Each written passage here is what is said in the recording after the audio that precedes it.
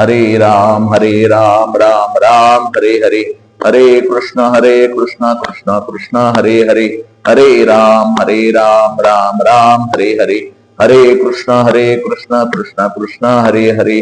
गोपाल कृष्ण भगवान की जय, पंढरीनाथ भगवान की जय, सद्गुरु गणेशनाथ महाराज की जय।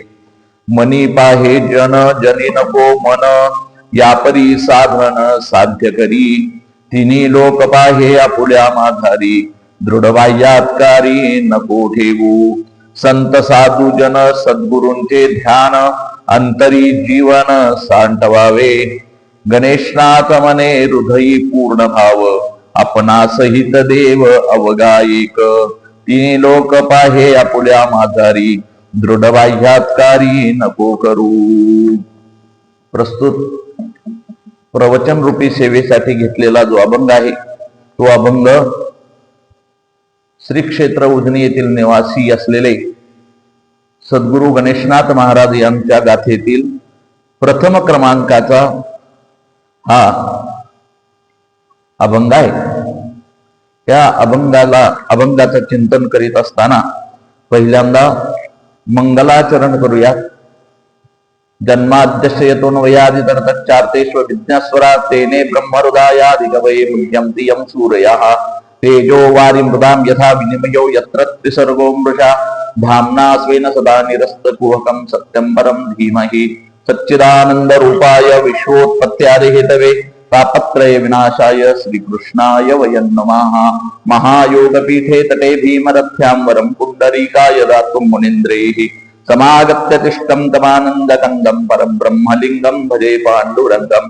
या कुन्देनुतुषारहारधवला, या शुभ्रवस्त्रावृता, या वीणावरदण्डमण्डितकरा, या श्वेतपद्मासना, या ब्रह्माच्युतशङ्कर प्रकृतिविर्देवे सदा वन्दिता, सा मां पातु सरस्वती भगवती निःशेषजाड्यापः। अनाथनाथनाथाय गणेशनाथाय नमो नमः। प्रस्तुत प्रवचन रूपी सेवेसाठी घेतलेला जो अभंग आहे तो अभंग श्री क्षेत्र उजनी निवासी असलेले गणेशनाथ महाराज यांच्या गाथेतील हा प्रथम क्रमांकाचा अभंग हा निरूपणासाठी निवडलेला आहे। या अभंगामध्ये महाराज या मृत्यूलोकी जन्माला आलेल्या जनाला मनावर नियंत्रण ठेवण्यासाठी, मनावर ताबा ठेवण्यासाठी मनपर उपदेश करीत आहेत। आणि असा हा उपदेश करणारा त्यांचा 4 चरणाचा हा अभंगगाथेतील प्रथम क्रमांकाचा हा अभंग आहे। आज एकादशीच्या निमित्ताने सद्गुरूंची सेवा, सद्गुरूंच्या वाङ्मयाची जनलोकापर्यंत ओळख व्हावी म्हणून ही वाङ्मयीन सेवा करण्याचा हा प्रपंच। आणि ह्या प्रस्तुत अभंगामध्ये महाराज साधकाला उपदेश करीत आहेत की ह्या प्रपंचामध्ये राहत असताना प्रपंचामध्ये अनेक प्रकारचे विषय आहेत, त्या विषयाकडे आपले मन आसक्त न करता तर तू काय कर, साधना करीत राहा। म्हणून अभंगामध्ये प्रथम चरणाच्या पूर्वार्धामध्ये महाराज सांगतात की मनी पाहे जन, हे मना तू काय कर, त्या जनाला पहा। पाहत असताना कसं पहा, तर अभ्यासू दृष्टिकोनातून निरीक्षण करून पहा आणि त्याचा अभ्यास कर की हे जग कसं आहे। हे मन, त्या मनालाच का उपदेश केलेला असेल तर मन कसं आहे हे अनेक पुराणामध्ये, अनेक शास्त्रामध्ये ह्या मनाचा विचार, मन कसं आहे, त्या मनाचं स्वरूप आणि ह्या मनाचा स्वभाव अनेक ठिकाणी आपल्याला पाहायला मिळतो, वाचायला मिळतो। अनेक विद्वान लोकांनी त्याच्यावरती निरूपण केलेलं आहे। तर हे मन कसं आहे, मन म्हणजे हे काय आहे, मन हे वस्तू काय आहे, तर हे मन काय आहे, तर हे आपल्या शरीराचं एक इंद्रिय आहे। आता इंद्रिय म्हणलं तर 5 ज्ञानेंद्रिय आहेत, 5 कर्मेंद्रिय आहेत, हे दिसणारे इंद्रिय आहेत। परंतु मन हे कसं आहे, तर हे अदृश्य अशा प्रकारचं एक इंद्रिय आहे. मनाच्या विषयी पुष्कळ अशा प्रकारे उहापोह केलेला आहे, परंतु मन हे दिसत नाही.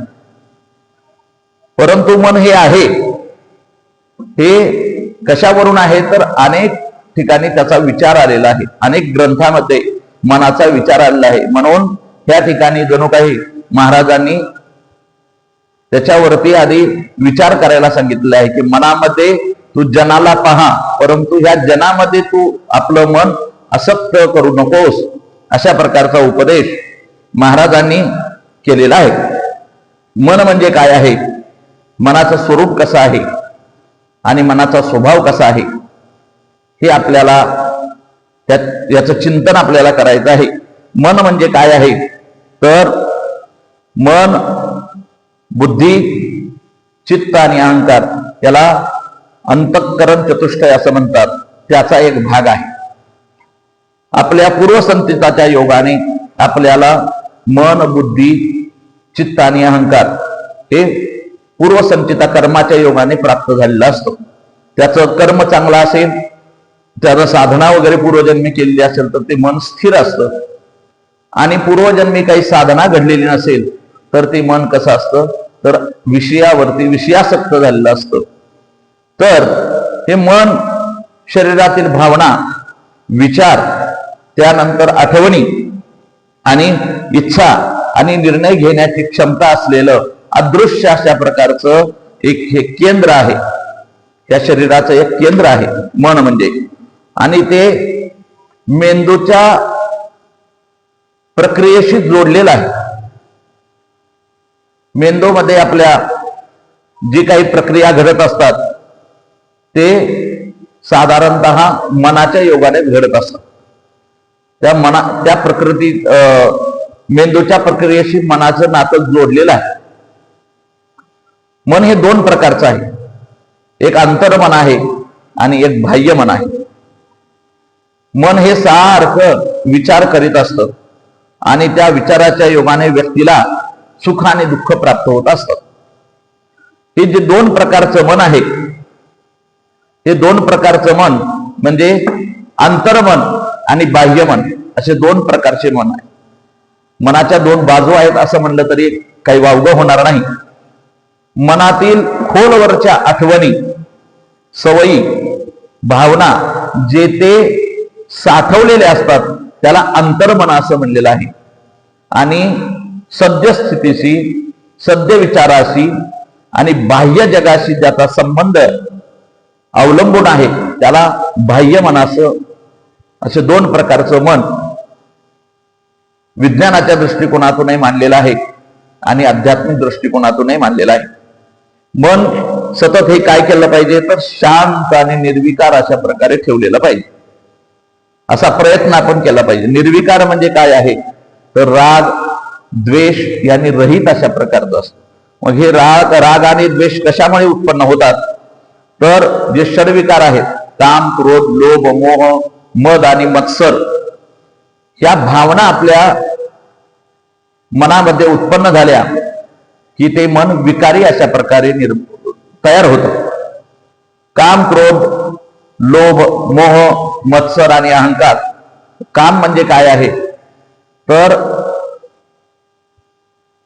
अति अनैतिक अशा प्रकारच्या विषयाविषयी असलेली लुब्धता, आसक्ती, त्याला काम असं म्हणतात.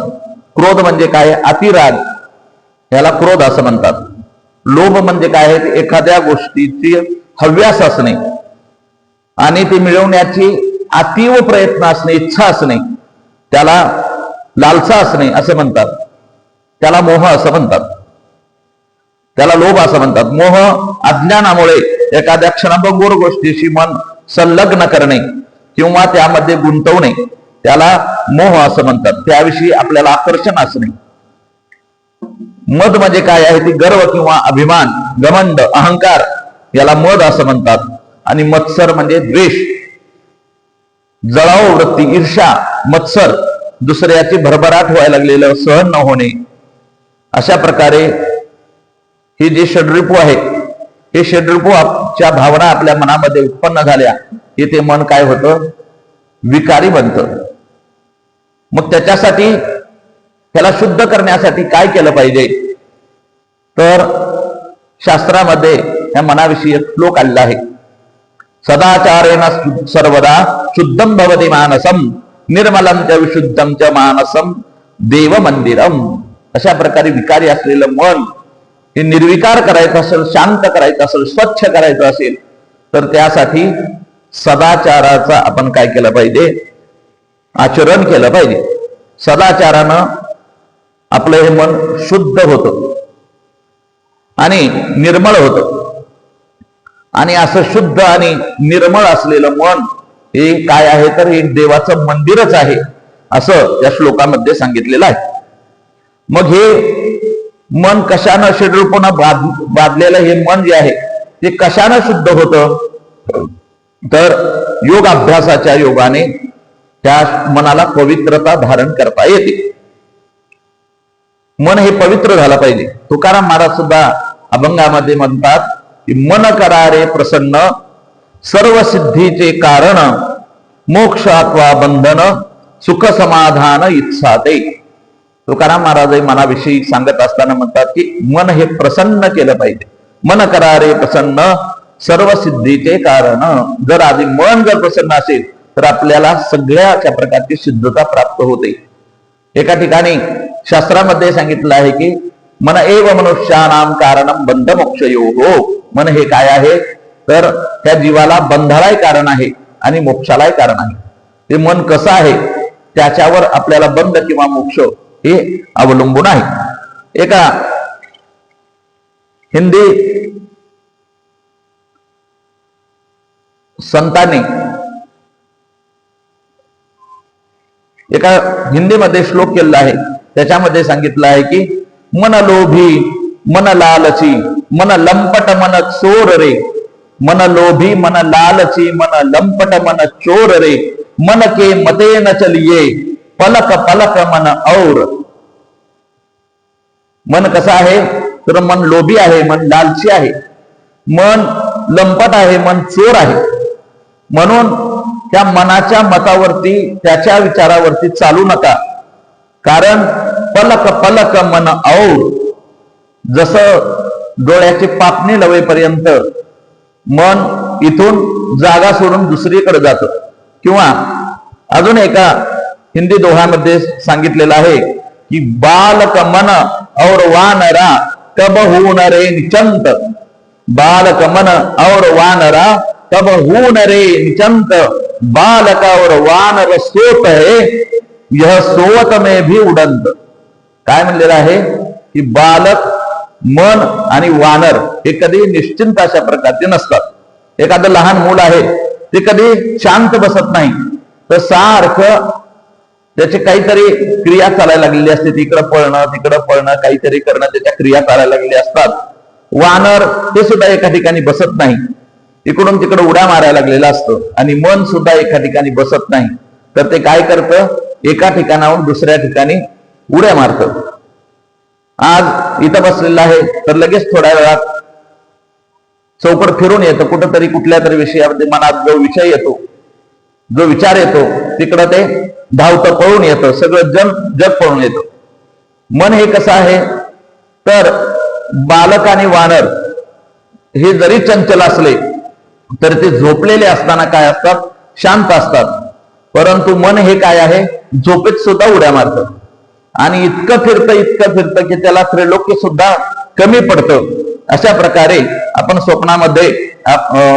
स्वप्नामध्ये आपण काय करतो, तर ह्या गावावरून त्या गावावर, त्या गावावरून दुसऱ्या गावावर अशा प्रकारे फिरून येतो. असं आपलं मनामध्ये आपल्याला झोपेत सुद्धा स्वप्न पडतं. असे हे मन काय आहे, झोपेत सुद्धा उड्या मारणार आहे. अशा प्रकारचं हे मन, हे मनाचे हे चंचलता, मनाचं हे काय आहे, तर हा मनाचा स्वभाव आहे, हे मनाचं स्वरूप आहे. मनाचा स्वभाव आणि मनाचं स्वरूप जर पाहिलं तर मन हे कसं आहे, मन हे चंचल आहे.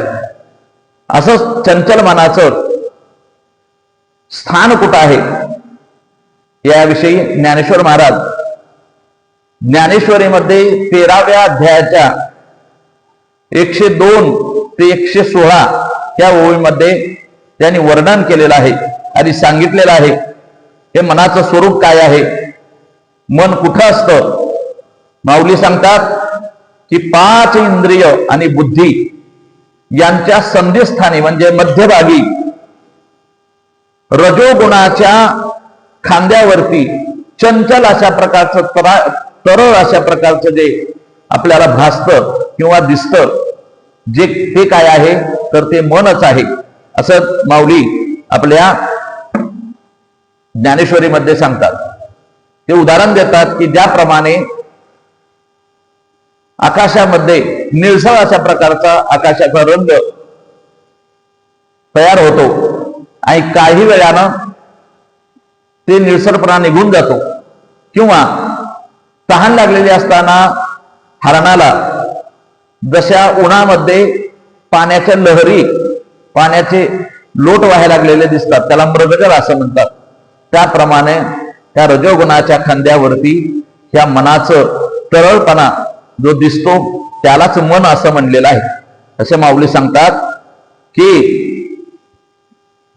वायूचे त्या शरीरामध्ये जे वायूचे स्फुरण निर्माण झालेले असतात, लहरी निर्माण झालेले असतात त्यालाच मनाचे विकार असे म्हणतात असे माऊली आपल्या ज्ञानेश्वरीमध्ये सांगतात.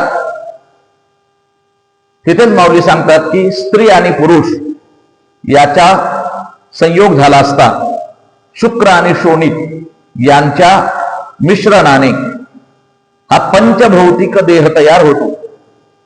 पृथ्वी, आप, तेज, वायू आणि आकाश हा पंचभौतिक देह. ह्या पंचभौतिक देहामध्ये 5 कर्मेंद्रिय आहेत आणि 5 ज्ञानेंद्रिय आहेत. ह्या 5 कर्मेंद्रिय आणि 5 ज्ञानेंद्रियामध्ये आपल्या शरीरामध्ये जो प्राणवायू आहे तो प्राणवायू 10 स्वरूपामध्ये फिरायला लागलेला असतो. प्राण, अपान, व्यान, उदान, समान, नाग, कृकळ, देवदत्त, धनंजय, नागकूर्म, कृकळ, देवदत्त आणि धनंजय अशा प्रकारचे 10 वायू 10 इंद्रियामध्ये फिरत असतात. ते 10 इंद्रियाचे स्थान बळकट करतात. मग हे मन काय असतं ते एकटंच राहतं. मग हे एकटंच असलेलं मन, चंचल असलेलं मन ते काय करतं तर रजोगुणाचा आश्रय घेतं आणि रजोगुणाच्या आश्रयाने ते काय करतं माऊली सांगतात इच्छिते वाढवी आशिते चढवी जे पाठीपूर्वी भयासिगा.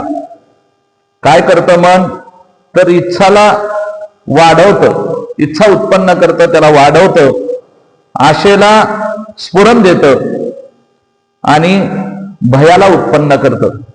असं हे मन चंचल असलेलं विकारी असलेलं मन हे काय करतं मनोरथाच्या उतरंडी उतरी चढी असे माऊली सांगतात की मनामध्ये इतके मनोरथ त्याचे असतात, इतके स्वप्न बघतं, इतकं स्वप्नाचे मजले चढवतं आणि परत उतरवतं.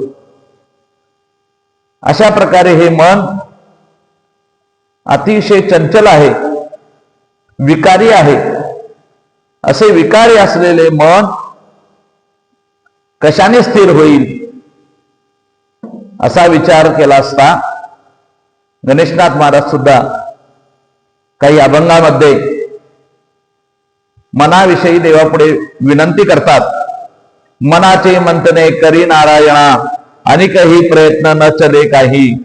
हे देवा त्या मनाचं काय कर, मंथन कर. मंथन कर म्हणजे त्याचं दमन कर, विषयाकडे त्यांना प्रवृत्त होऊ नये. अशा प्रकारे काहीतरी कर अशी प्रार्थना गणेशनाथ महाराज काही अभंगामध्ये करतात. आणि मनाचे विकार अनेक उठती भावे भजन प्रीती घडवून येती. असे एका ठिकाणी गणेशनाथ महाराज म्हणतात की जे विकार आहेत मनाचे ते मनात विकार ते उठले की अतिशय भक्तीनं भजन करीत असलेला साधक सुद्धा त्याचं मन काय होतं विचलित होतं आणि दुसरीकडे तो प्रवृत्त होतो, विषयाकडे प्रवृत्त होतो. चंचल हे मन न राहे एक क्षण मग कैसे साधना परमार्थाचे, असं गणेशनाथ महाराज एका ठिकाणी वर्णन करतात किंवा देवाला विनंती करतात. मग असे हे मन जे आहे त्या मनाविषयी काहीतरी उपाय कर देवा. एका ठिकाणी गणेशनाथ महाराज एका अभंगामध्ये म्हणतात की मना माने ते सुखे आम्ही करू, नरदे आयुष्य अवघे सारू. असं जर असेल मन म्हणल अशा प्रकार जर आम्ही चाललो तर अतिशय दुर्लभ असलेला असा हा नरदेह प्राप्त झालेला आहे. तो नरदेह असाच वाया जाईल. आणि लोक ओक जैसे देईल काय, हिता हाती प्राप्त ब्रह्मबोध ठाय. असं गणेशनाथ महाराज विनंती करतात की हे देवा, अमूल्य अशा प्रकारचा प्राप्त झालेला नरदेह त्या मनाप्रमाणे जर आम्ही वागलो, मनाच्या मनोरथाप्रमाणे जर आम्ही वागलो तर अतिशय दुर्लभ असा प्राप्त झालेला हा नरदेह आमचा काय होईल, उगीच वाया जाईल. आणि ज्याप्रमाणे हे लोक वागतात त्याप्रमाणे जर आम्ही वागलो या मनाच्या नादी लागून तर हाती प्राप्त झालेलं ब्रह्मज्ञान सुद्धा आमचं काय होईल, व्यर्थ जाईल. की जसं एखाद्याला अमृत प्राप्त झालं असताना पाणी म्हणून त्यांना फेकून द्यावं, त्याप्रमाणे ह्या नरदेहामध्ये आम्ही आलो असताना त्या मनाच्या नादी लागून आमचं काय होईल, अशाची संगती अशा गाठी संगती नको धरू, गणेशनाथ म्हणे दोष काज करू. असं एका ठिकाणी गणेशनाथ महाराज म्हणलेले आहेत की अशाची संगतीच नको. जे विषयावरती डुंब आहेत, विषयाकडे आसक्त आहेत, असे जण जर पाहिलं मनानं तर त्याच्यात आसक्त होईल. म्हणून गणेशनाथ महाराज मनाला उपदेश करतात की हे मना, मनी पाहे जन जनी नको मन. असा उपदेश मनाला त्यांनी केलेला आहे. कारण मन हे कसं आहे तर विषयाकडे धावणार आहे. अजून एक मनाचा विकार असा आहे की जे दृश्य पाहतं तसं ते त्या इंद्रियाला कृती करायला लावतं. जसं समोर दृश्य असेल त्याप्रमाणे हे मन इंद्रियाला आज्ञा देतं आणि तशी कृती करायला लावतं. एक साधक होते आणि ते साधक साधना करीत असताना, योग साधना करीत असताना त्यांना एक विचार असा आला की आपण अहिंसेचं व्रत धारण करावं. आणि अहिंसेचं व्रत धारण करून ते एका पर्णकुटीमध्ये साधना करीत बसलेले होते. नदीच्या काठी त्यांची पर्णकुटी होती आणि 15 दिवसाला एकदा त्या शेजारच्या गावामध्ये एक मोठा धनिक अन्नदान करीत होता. तर त्या ठिकाणी 15 दिवसाला एकदा जायचं, जेवण करून यायचं आणि साधना करायची. अशा प्रकारचं त्यांचं ते व्रत उपासना चालू होती. एके दिवशी एक त्यांची साधना सिद्धीस जात असताना एक पुरुष त्या ठिकाणी आला आणि त्यानं सांगितलं की साधू महाराज, माझ्या हातात ही तलवार आहे आणि ही तलवार मी थोड्या वेळासाठी इथं ठेवतो आणि मी माझं काम झालं की मी घेऊन जातो.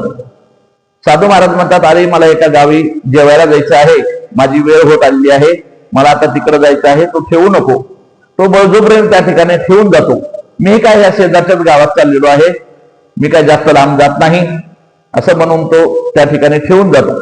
साधू महाराजांची तिकडे जायची वेळ झालेली असते आणि ते तिकडे निघतात. जाताना विचार येतो की चला, तलवार तर आहे, आपण हातात घेऊन जाऊ, आपल्याला काही चालवायची नाही आणि वाटत तो मनुष्य सापडला की त्याला देऊन टाकू.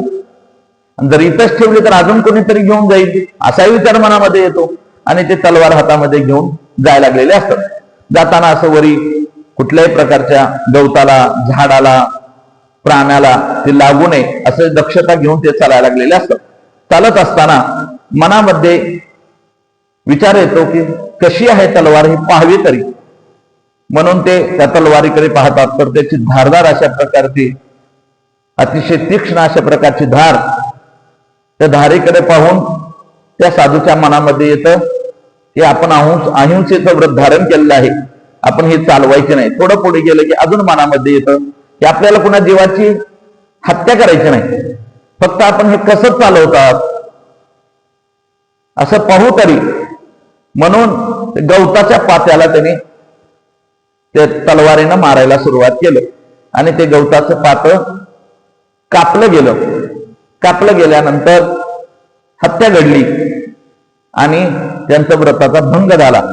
सांगायचं तात्पर्य असं आहे की जशी वस्तू किंवा जसं दृश्य आपल्या समोर चालू असेल त्या प्रकारचं मन हे काय करतं, इंद्रियाला प्रवृत्त करतं क्रिया करण्यासाठी. अशा प्रकारचं असलेलं हे मन प्रमाती आहे, बलवान आहे, दृढ आहे. असं अर्जुन कृष्णाला सांगतात, चंचल ही मन कृष्ण प्रमाती बलवत दृढ. अशा असलेलं हे मन हे आम्ही कसं संयमित करायचं, कसं स्थिर करायचं, अशी शंका आहे.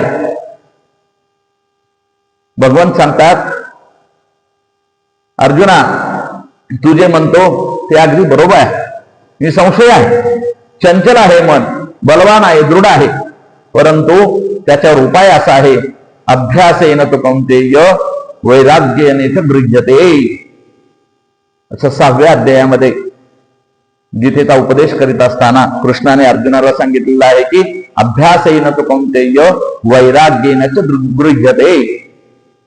त्या अतिशय चंचल असलेल्या, बलवान असलेल्या, दृढ असलेल्या, निष्ठयी असलेल्या मनाला जर संयमित करायचं असेल, त्याच्यावर निग्रह करायचा असेल, त्याला स्थिर करायचं असेल, तर त्याच्यासाठी उपाय काय आहे?